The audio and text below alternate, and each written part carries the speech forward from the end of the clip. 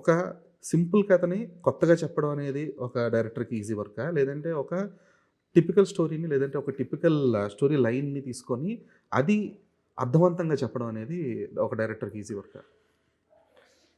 ఒక టిపికల్ స్టోరీని అర్థవంతంగా చెప్పడం అన్నది యాక్చువల్లీ ఈజీ.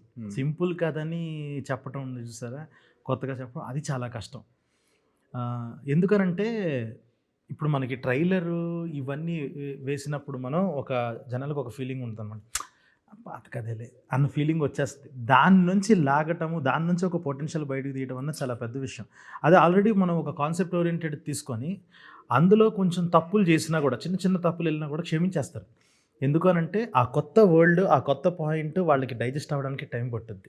సో, ఈలోపు మనం చిన్న చిన్న డౌన్స్ ఇవి ఉన్నా కూడా, ఒక సీన్‌ని ఇన్ఫర్మేషన్ లాగే చెప్పేసినా కూడా క్షమించేసి ఓకే. ఇది అనమాట అర్థం చేసుకుంటారు. ఆల్రెడీ తెలిసిన విషయాన్ని ఒక క్రూషియల్‌గా, కొత్తగా ఏదైనా చేసి చెప్పేటప్పుడు ఆ హైస్ ఇవన్నీ ఒక టెంపో ఇవన్నీ మెయింటైన్ అవుతూ ఉండాలి.